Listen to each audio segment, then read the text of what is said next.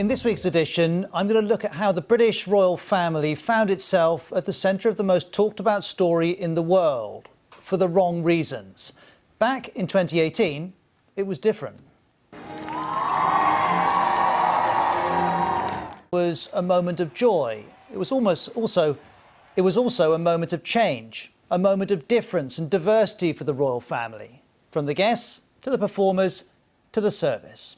They're going to have an impact long after I've flown back to the US. They're going to have an impact through their lives. And the difference was noticed and celebrated. It's kind of a big moment because we've never seen anyone like Meghan in the royal family. But now, less than 3 years later, Harry and Meghan have stepped back from royal duties. They live in California. They've been interviewed by Oprah Winfrey. And relations with the rest of the royal family are strained. Race is still part of the equation, but for very different reasons.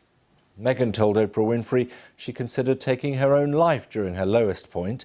In a wide-ranging interview on CBS, she also spoke of conversations in the household about how dark their unborn son Archie's skin might be. We can't know what happened in that conversation. In the words of the palace, recollections may vary.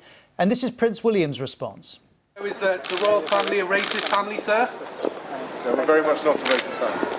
What is certain is that the upset and the division within this family is real. And in the eyes of many, this is a lost chance to change and stay relevant. I think Meghan was a huge missed opportunity because Harry and Meghan were obviously screaming into their pillows, and not being heard. After the interview, I thought, oh, that's it. The royal family have really quite blown it. The Independent put it this way. Meghan and Harry could have been Britain's greatest asset, but we screwed it up royally. And here's the former BBC royal correspondent Peter Hunt arguing that the monarchy failed in the 21st century to embrace a woman of African-American heritage.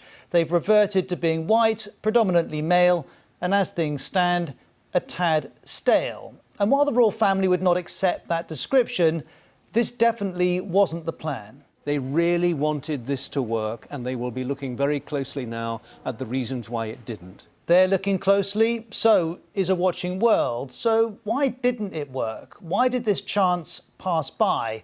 That, of course, is very hard to answer. But there are three apparent contradictions within the British monarchy that may help us understand. The first is how a very public family can lead a very private life. That's long been the royals' goal, and it's long looked near to impossible. Let's go back to 1936.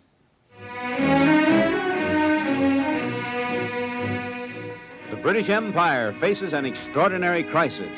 Not for centuries have these Houses of Parliament witnessed so dangerous a political struggle. Shall King Edward VIII marry Mrs. Simpson? In fact, he abdicated to do just that. King Edward VIII's decision to marry the American divorcee Wallis Simpson mattered in part because it changed the head of state, but also because the public were voracious consumers of the royal soap opera. And that public glare has continued. In 1981, Prince Charles spoke about it. I don't know about Diana, but I'm more used to it, I think, probably now.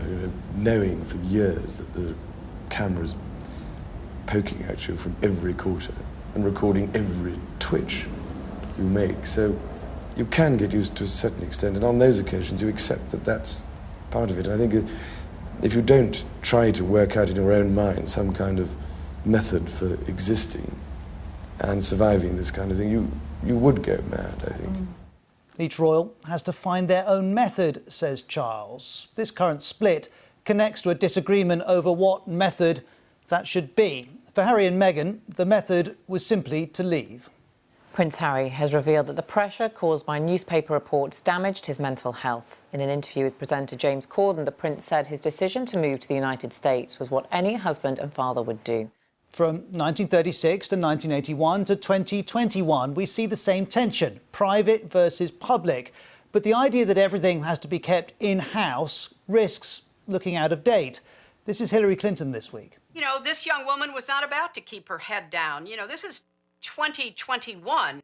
And this is all connected to what the BBC royal correspondent Johnny Diamond calls the merging of personal and public roles, of tradition, the mix of public accountability, ceaseless media interest, and the need to remain relevant. And that last point from Johnny leads us to a second related contradiction: how the British monarchy manages its global reputation and stays relevant while saying next to nothing. Bear in mind, the Queen is head of state to 16 Commonwealth countries, and that number's going to go down. Barbados and the Caribbean will leave the Commonwealth later this year, and its former High Commissioner, Guy Hewitt, explains how this week's furore plays directly into that decision. It represents not just a symbol of historic oppression, but as we see with Harry and Meghan, the continued residue of the discrimination and the racism that made British Empire. History has been and is part of the royal family's selling point. It's a symbol of a long connection between Britain and other countries. But in some places, that connection is being reappraised because of shifting views of colonialism and because of this week. News Americas publishes across the Caribbean and Latin America. It ran this editorial, which asks, will Caribbean nations finally drop the Queen as their head of state? The article goes on. If the Meghan-Harry tea spilling has revealed anything, it's the obvious racism that exists at the top of the so-called royalist ticket. Now, as we heard, the royal family denies there is racism, but this illustrates the challenge. A 2-hour Harry and Meghan interview creates one powerful impression. A short statement is the palace's response. And these different approaches are relevant because of debates already underway. For example, in Australia.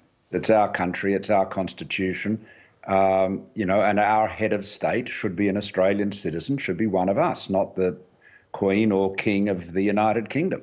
Now, let's be clear. There's no sign Australia is about to become a republic. The point is, though, that the story of Harry and Meghan is, in part, the story of the royal family's future role in the world. It's a point we've heard throughout the week. The royal family, they are part of the Commonwealth, they lead the Commonwealth, they are, leading a diverse country. So I think the issues that were raised do affect us. They do affect more than just their family. They do. And the split with Harry and Meghan is connected to different views of where the royal family fits into the world, and also, crucially, how and if to talk about that. And if that is the family, my third point concerns the UK itself. If there's such a thing as a brand, if you're talking about it in relation to a country, this country's brand's been tarnished. And to use Bonnie Greer's word, the royal family is part of the UK's brand. It's also central to the UK's sense of self. The British are enthusiastic royalists. Recent polls showed every age group supports the monarchy being the head of state. And looking back to that sunny spring day in 2018 and the girl we heard from earlier, the possibilities for the UK and the royal family were palpable. Everyone from different nationalities just singing together, and it was like, even though there's so much going on in our world, it's like this brought us together, this wedding. The historian, Professor David Olusoga, has written, at the couple's wedding, the nation looked confident, modern and at ease with multiculturalism. Was living up to that image really so difficult, he asks? Well, perhaps for the royal family, for parts of the British press, even for parts of the country, the answer is yes. Perhaps there is an unresolved contradiction in trying to reshape a hereditary monarchy to fit into a modern, multicultural, 21st century democracy. It is, at the very least, hard. We've seen that this week. It's also no surprise that an institution steeped in tradition moves at its own pace. The risk, though, is that it gets left behind.